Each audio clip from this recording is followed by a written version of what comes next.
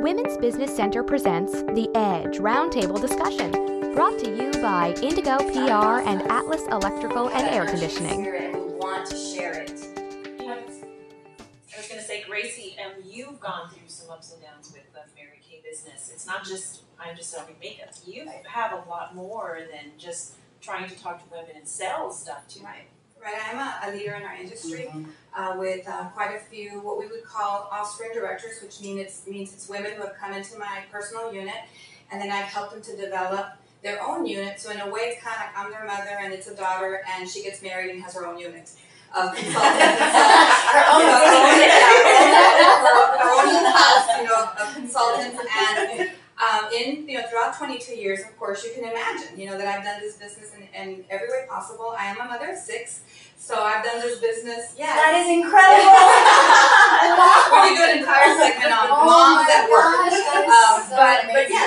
So as an entrepreneur and somebody who's always, Mary Kay always taught us to put our family first after our faith. So it was always faith, family, and then career. And so she said, put those things in order, and in that order, and you will surely be successful. And so that's a lot of what I had the opportunity to do. But it is a company for women, by women, designed for women to succeed, and that sharing, caring spirit is very much alive in the Mary Kay Corporation. But if we come back toward looking at failure and how we overcome failure, I think that one of the most important things that we need to do is always remember our why. Why is it that we do what we do? Whether it's a restaurant, a flower shop, a Mary Kay career, or opening your own business, we each have a reason why. And one is going to be a very personal reason. For me, it's changed in 22 years many times. When I first started really working my Mary Kay business, it was a desire to pay off my debt and come home so that I could be the kind of mother I always wanted to be.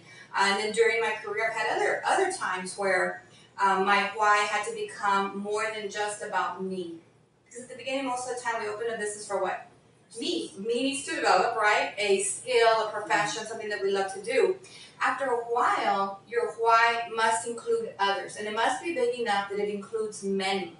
And the more people it includes, the bigger the organization becomes. Not just because of what you're bringing to the table for yourself, but what you're giving to others. So remembering your why is really important. Whether it is the beginning to pay off debt, or maybe it is then to buy your first home.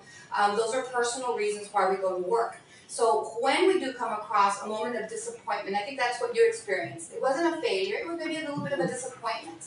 But then we need to regroup ourselves and we need to remember, why is it that I am in business? Why is it that I work and do what I do? Why do I get up every single morning? And when you can have that clear purpose in mind, then every morning you do get up to go and make that difference. So really zero in on your why. I think that's one of the most important things, and I don't know how many of y'all believe in vision boards. I believe in vision boards, right? And the reason why that's so important is because we create things twice. Once in our mind and once in the physical. But the mind is the most powerful place to begin.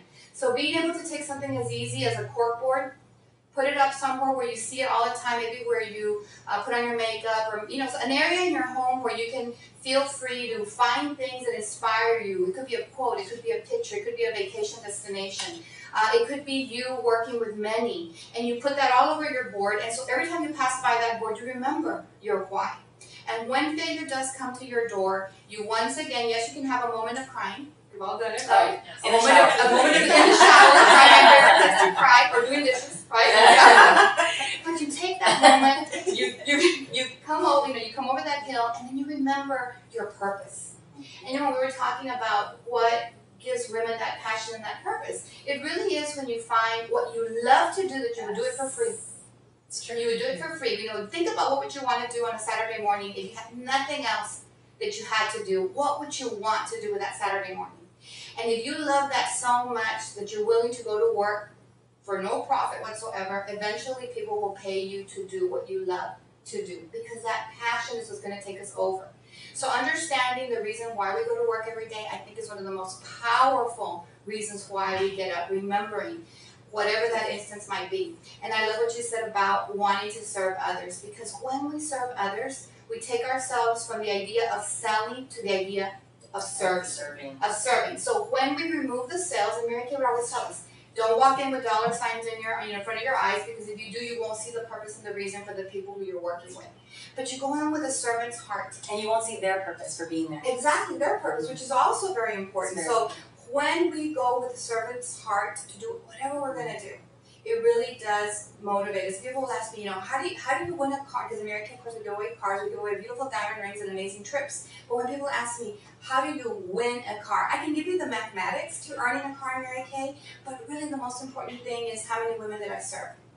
So my title or my level of success in Mary Kay will always be accounted by the women who I served to work their Mary Kay business and to be able to provide for their family, helping them to discover their why so that they can serve others.